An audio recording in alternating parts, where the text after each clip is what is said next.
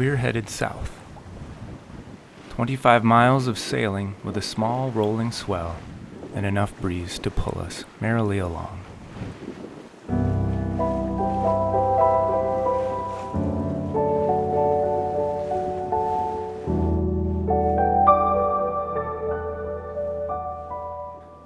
Approaching Santa Cruz Island, we squint to see signs of fellow sailors. The harbor we've chosen is cozy. 3 is company, 4 boats is a crowd.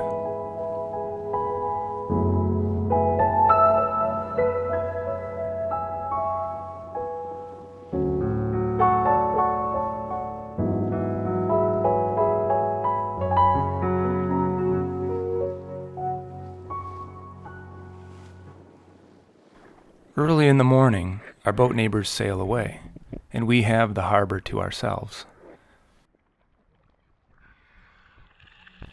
Naiad is a funny-looking dive boat, but I imagine she thinks Kim and I are funny-looking sailors.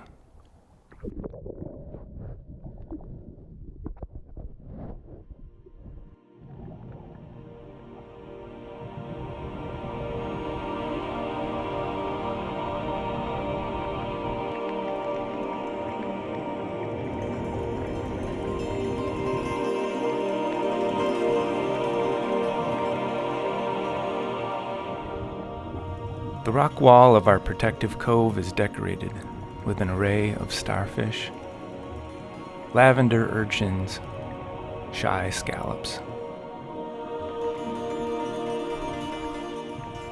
and warty sea cucumbers, which, apparently, the entire creature is edible, though I suspect it's not named for its flavor.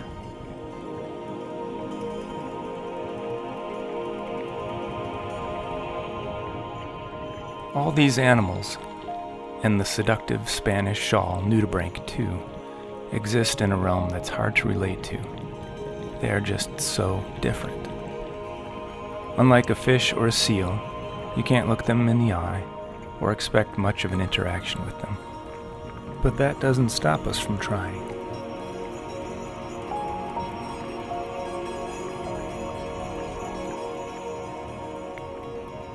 Close to shore, a small patch of kelp shelters our little fish friends. And with photosynthetic alchemy, the kelp transforms the sunlit water into gold.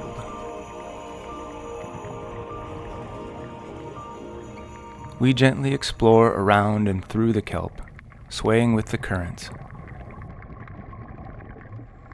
completely unaware that we're being watched.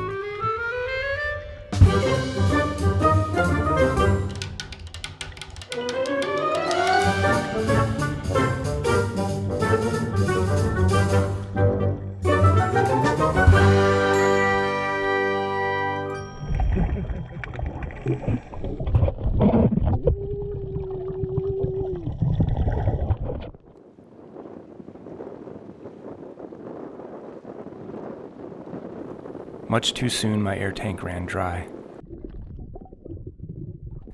I swam back to the boat, hoping Kim didn't miss out on meeting the little seal. I shouldn't have worried. In fact, he might have been waiting for me to leave.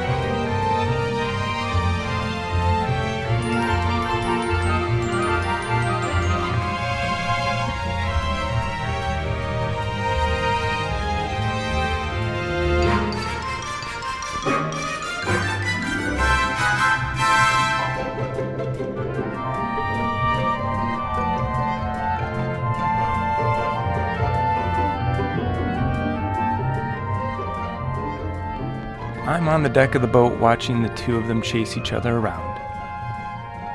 From across the bay, Kim shouts out for the whole world to hear, "I'm having the best time!"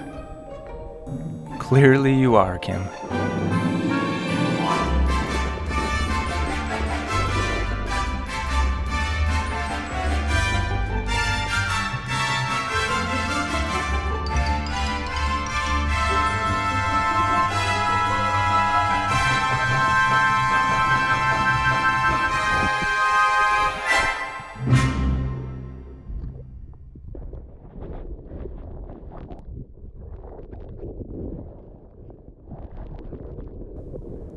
The next morning we take our time with a leisurely breakfast, raise the anchor, and rather than heading home right away, we motor along the rugged shores of Santa Cruz Island.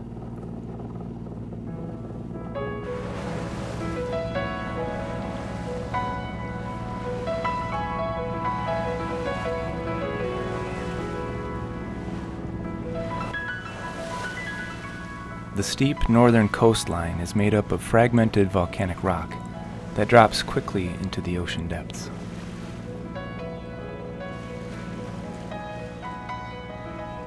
There is a fault line running through the middle of the island, and the shifting of the Earth's plates created a huge sea cave that we're about to explore.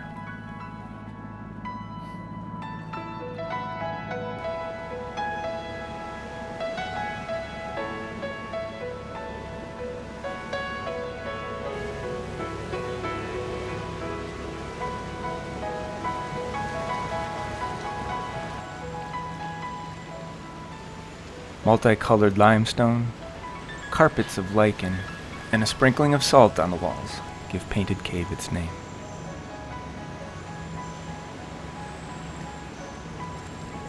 It's almost a quarter-mile deep, and when the water is calm enough, boaters test their nerve and their reversing skills. This is Kim's first time at the helm entering the cave, and honestly, it's tricky judging the distance between the rock ceiling and the tip of the swaying mast. Really though, there is a lot of room above us, and below us, the water is the loveliest shade of aquamarine blue that you have ever seen.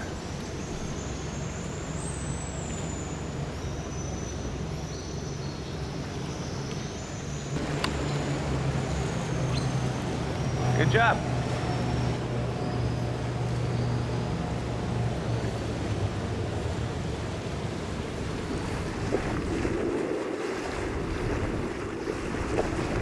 The journey across the channel back home to Santa Barbara is its own adventure.